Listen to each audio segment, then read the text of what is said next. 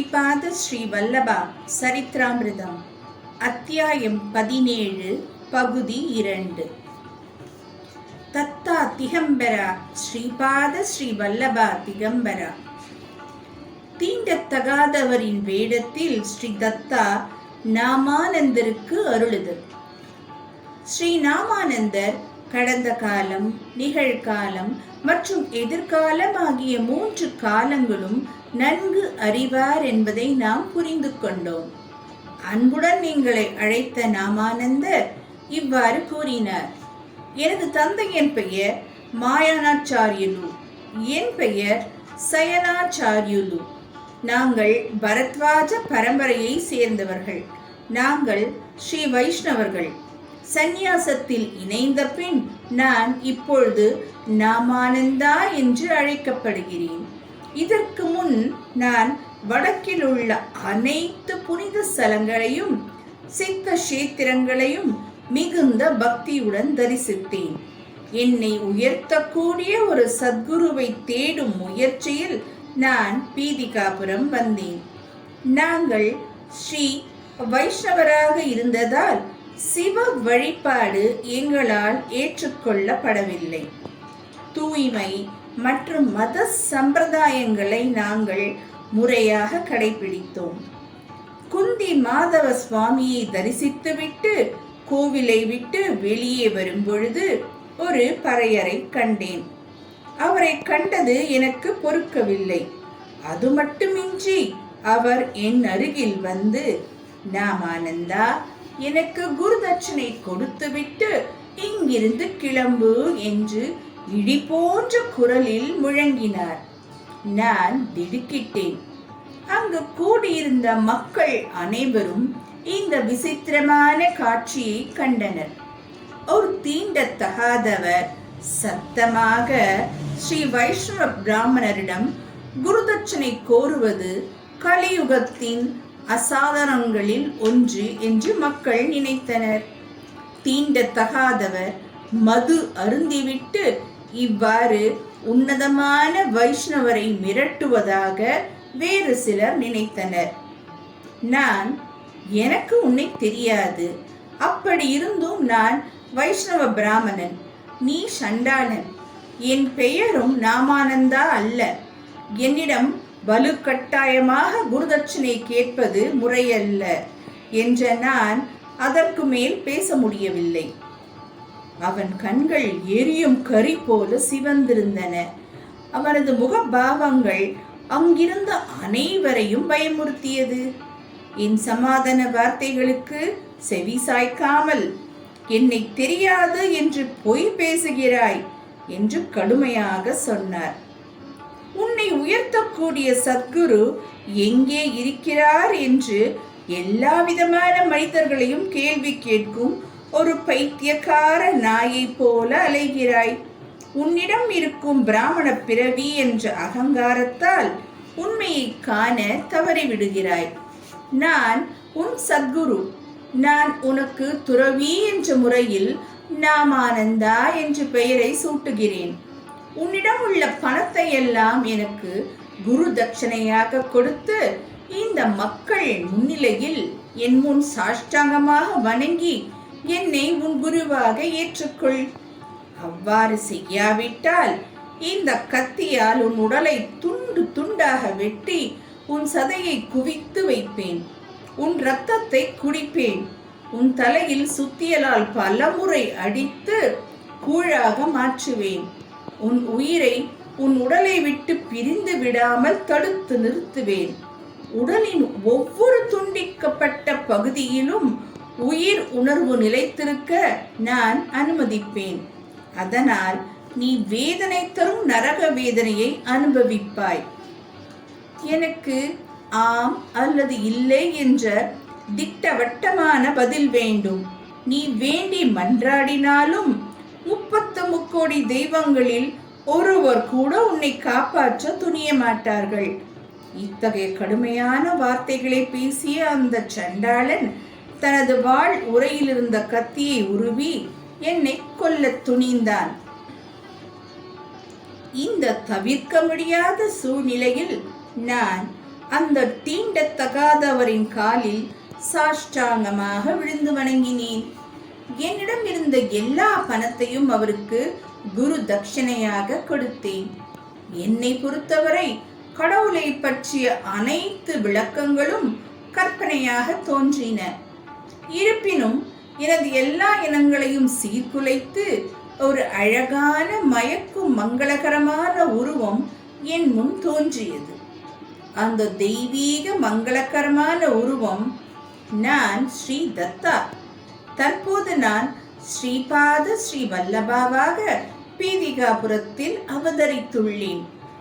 நீங்கள் என்னுடையவர், நான் உன்னுடையவன். நான் உங்கள் சொத்து, நீங்கள் என் சொத்து. நம்மை ஒன்று சேர்த்தது சச்சிதானந்தம். நீங்கள் இன்று முதல் நாமானந்தா என்று அழைக்கப்படுவீர்கள். தர்மத்தை கற்பிப்பீர்கள், நித்திய அமைதியை பெறுவீர்கள். நீ இந்த உலக வாழ்வை நீத்த பின் என்னை வந்து அடைவாய் என்றார். ஸ்ரீபாத நாமானந்தனருக்கு தன் கைகளால் உணவு கொடுக்கிறார். ஐயா, நான் இவ்வாறு நாமானந்தா என்ற துறவியானேன். நான் பீதிகாபுரத்தில் ஸ்ரீபாதரை தரிசனம் செய்ய விரும்பினேன்.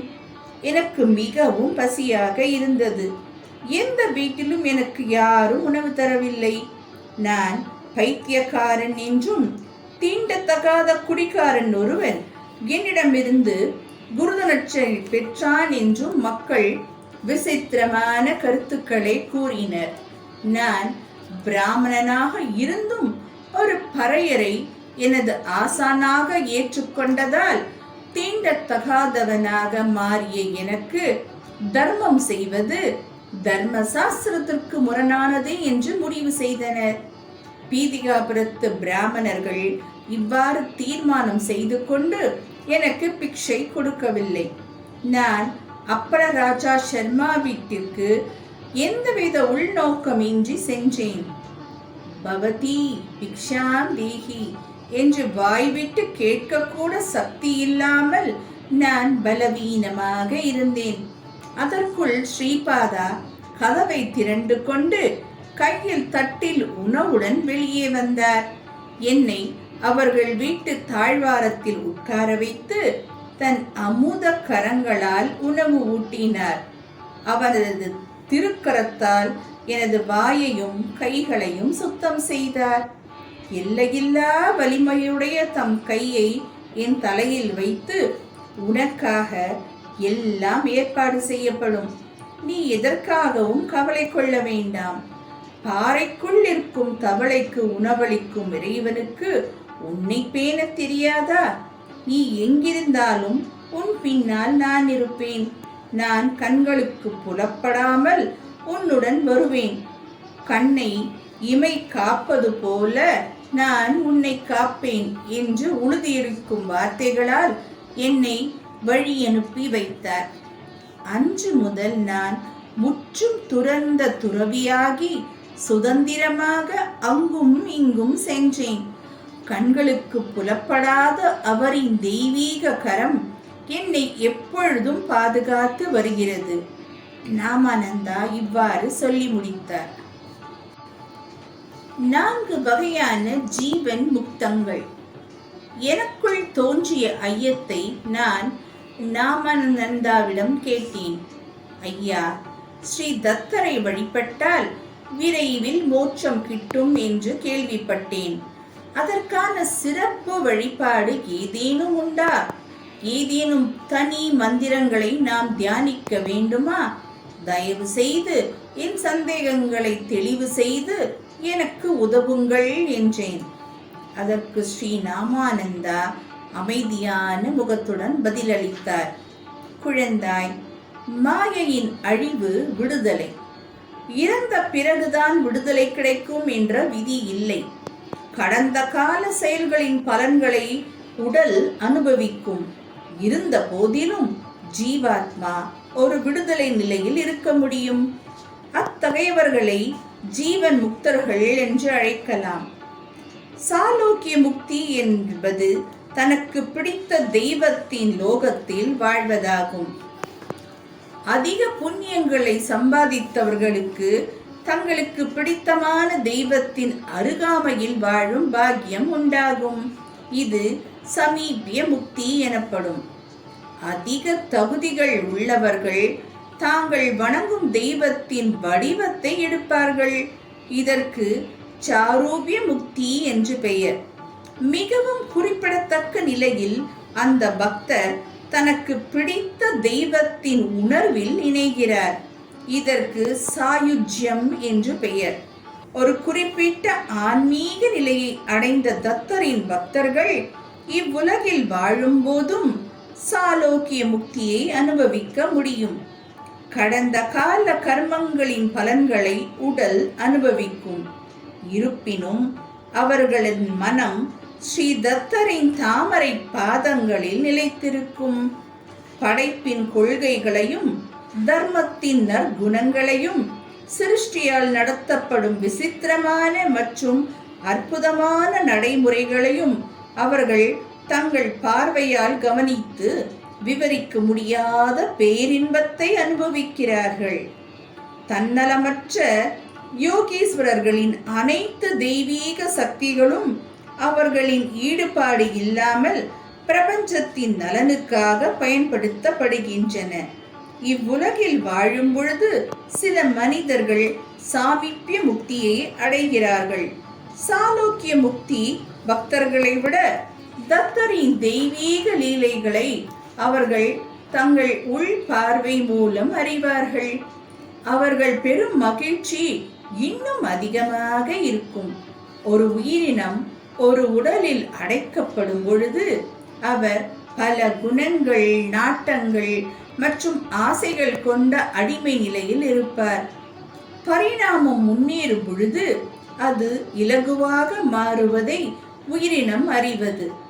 இந்த எடையின்மை நிலையை அனுபவிக்கும் பொழுது அது ஒரு பெரும் ஆனந்தம். ஸ்ரீ தத்தரின் தெய்வீக நாடகங்கள் சாயுஜ்ய நிலையில் இருக்கும் பக்தர்களின் மூலம் எளிதில் வெளிப்படும். அவர்கள் ஸ்ரீ தத்தரின் விருப்பத்துடன் இணைந்திருக்கிறார்கள். ஸ்ரீ தத்தரில் சாயுஜ்யம் பெற்ற அந்த மகா யோகிகளுக்கு சொந்த சித்தம் இருக்காது. அவர்களை சந்திக்கும், அவர்களை தொட்டு ஒட்டம் பேசும் பாக்கியம் பெற்றவர்களே அந்த மகா யோகிகளால் ஸ்ரீ தத்தரின் பாதுகாப்பை பெறுவார்கள். ஸ்ரீ பாதரால் மட்டுமே இந்த உலகிற்கோ அல்லது பிற உலகிற்கோ ஏராளமான செல்வங்களை வழங்க முடியும். மனிதர்கள் பல்வேறு வகையான தேவர்களை வணங்குகிறார்கள். அந்த தேவர்கள் அனைவரும் ஸ்ரீ பாதரின் தெய்வீக அம்சங்களே. அந்த தேவர்கள் மூலம் ஸ்ரீபாதரே தன் அருளை பொழிகிறார். தத்தரின் வழிபாட்டின் முக்கியத்துவம். பின்னர் நான் அவரிடம், ஐயா, அப்படியானால் நாம் தெய்வங்களை வெவ்வேறு வடிவங்களில் வணங்க வேண்டுமா அல்லது ஸ்ரீபாதரை மட்டும் வணங்கலாமா?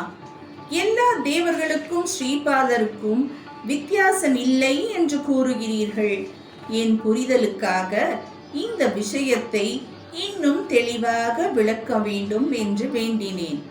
அதற்கு ஸ்ரீ நாமானந்தா மகிழ்ந்து, ஒருமுறை ஒரு பெண்ணுக்கு திருமணம் முடிந்து அவள் தன் கணவன் வீட்டை அடைந்தாள்.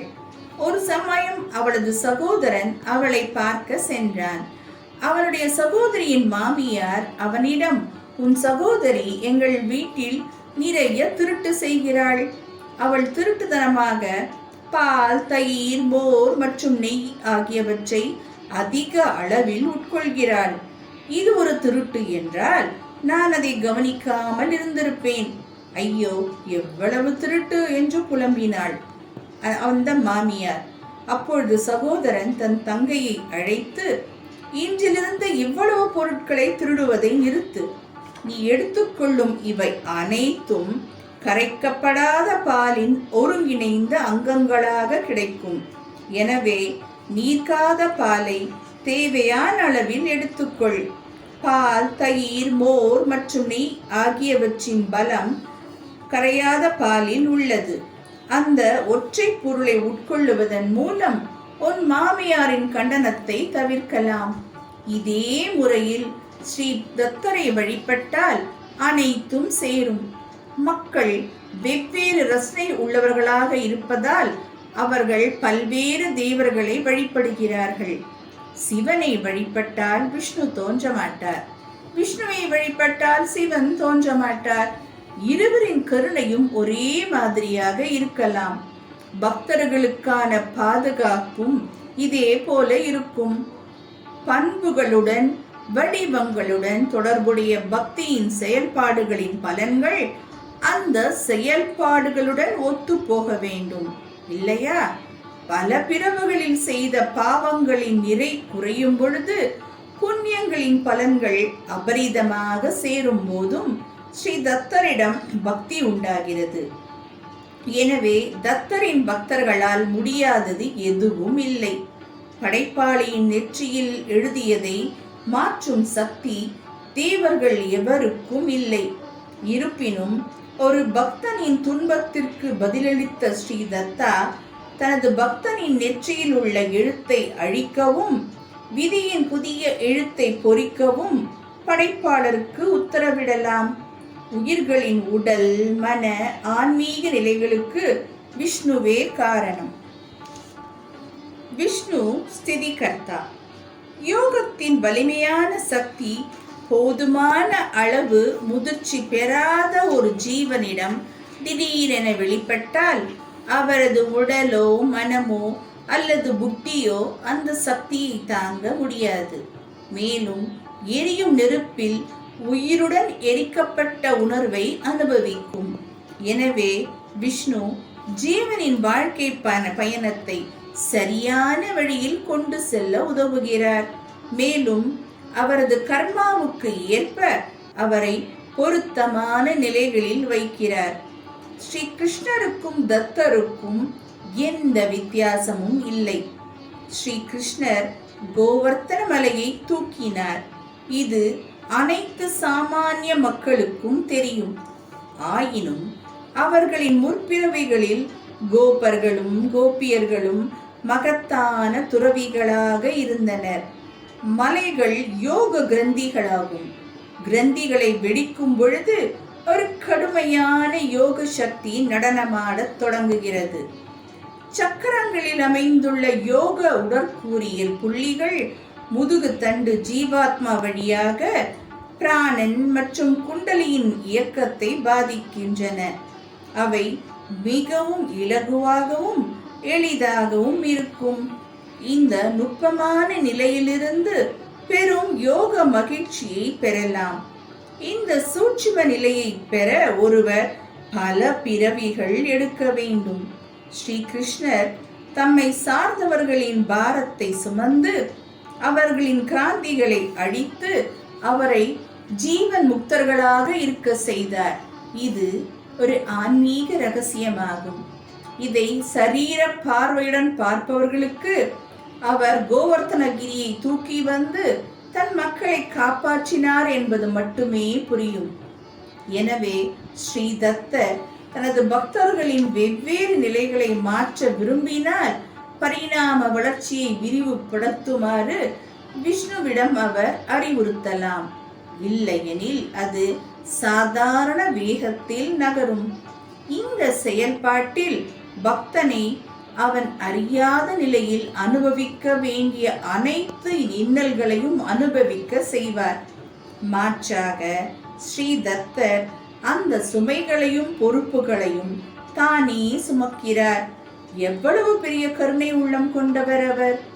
ஸ்ரீபாத ஸ்ரீ வல்லபாவின் அவதாரத்தின் முக்கிய நோக்கம் அவருடன் சாயுஜ்ய நிலையை அனுபவிக்கும் 1,25,000 யோகிகளுக்கு மேல் தயார் செய்வதாகும்.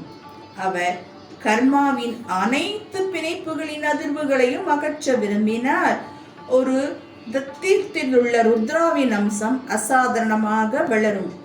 அது கர்மாவின் அனைத்து பிணைப்புகளையும் அழிக்கிறது.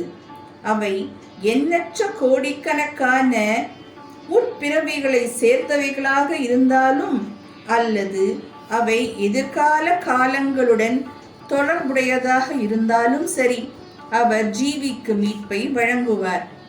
பிரம்மா, விஷ்ணு அல்லது ருத்ரனின் அம்சம் வெளிப்படையானது மற்றும் அவரது பக்தரை சரியான முறையில் பாதுகாக்கும். இவை அனைத்தும் அவரின் தீர்மானத்தை பொறுத்தது.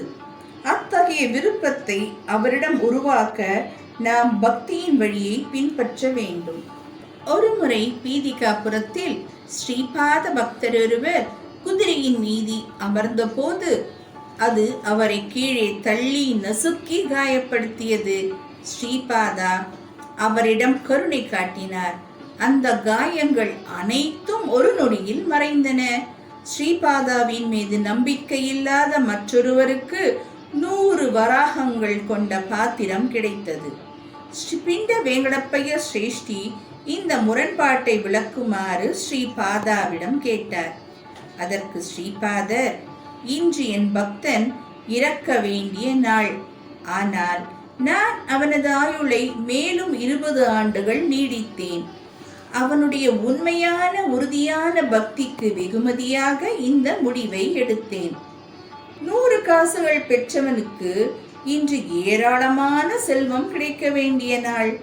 ஆனால் அவனிடம் ஒரு துளி கூட பக்தி இல்லாத காரணத்தாலும் பக்தர்களை ஏளனப்படுத்தியதாலும் அவனுடைய பெரும் செல்வத்தை வெறும் 100 காசுகளாக சுருக்கிவிட்டேன்.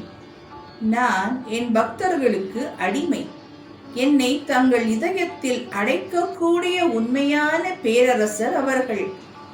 உலகுக்கும் அதிபதியான பரமேஸ்வரர் கூட அத்தகையவர்களுக்கு பணிவிடை செய்வார். இந்த நல்ல விஷயங்களையும் செய்திகளையும் அவர் தெளிவுபடுத்தினார். ஸ்ரீ நாமானந்தா இப்படி சொன்ன பொழுது நாங்கள் அனைவரும் மகிழ்ச்சி அடைந்தோம். பிராமண சகோதரர்கள் தங்கள் பாவ செயல்களுக்கு விமோச்சனம் அளிக்குமாறு நாமானந்தாவை வேண்டினர். பிறகு ஸ்ரீ நாமானந்தா கூறினார், நீங்கள் ஒரு நாளைக்கு ஒருவேளை உணவு உட்கொள்வதன் மூலம் மண்டல தீட்சை கடைபிடிக்கிறீர்கள். கடினமான உடல் உழைப்பை மேற்கொண்டு பணம் சம்பாதிக்கலாம். அந்த பணத்தை கொண்டு நல்ல ஒழுக்கமுள்ள பிராமணர்களுக்கு உணவு வழங்கள். அப்பொழுது உங்கள் பாவம் குறையும். பாவம் நீங்கியதன் அடையாளமாக ஸ்ரீபாதா தரிசனம் உங்களுக்கு உடல் ரீதியாகவோ அல்லது கனவிலோ கிடைக்கும். மண்டல தீட்சைக்கு பிறகும் நீங்கள் நேர்மையாக இருக்க வேண்டும். நீங்கள் அவ்வாறு இல்லாமல் உங்கள் முந்தைய தீய பழக்கங்களுக்கு அடிமையாகிவிட்டால் ஸ்ரீபாதாவிடமிருந்து உங்களுக்கு அதிக தண்டனை கிடைக்கும் என்பது உறுதி. அனகா தேவியுடன் கூடிய தத்தாத்ரேயர் வழிபாடு மிகவும் புனிதமானது. சுசீலா என்ற அந்த பிராமண பெண்மணி ஸ்ரீ நாமானந்தரிடம் தன் கஷ்டங்களை போக்குவதற்கான வழியை கூறுமாறு வேண்டினாள். அதற்கு மகிழ்ந்த ஸ்ரீ நாமானந்தர், ஆன்மா நித்தியமானது. மனம் ஒரு நொடியில் எண்ணற்ற முறை இறந்து மறுபிறவி எடுக்கிறது. ஒரு தம்பதியரின் உடல் சேர்க்கையின் பொழுது அவர்களில் ஒருவருக்கோ அல்லது இருவருக்கோ அவர்களின் மன உணர்வு வாழ்க்கைக்கும் உயிரற்ற நிலைக்கும் இடையில் சிக்கியிருப்பதை உணர்ந்தால் பிறக்க போகும் குழந்தை அயோக்கியனாக மாறும். மற்றவர்களின் மகிழ்ச்சியான திருமண வாழ்க்கையை அழிக்கும் ஒரு நபர் அந்த பெரிய பாவத்தின் காரணமாக ஆண்மையற்றவராகிறார். அயோக்கியனாக வாழ்வது நரகம் போல இருக்கும்.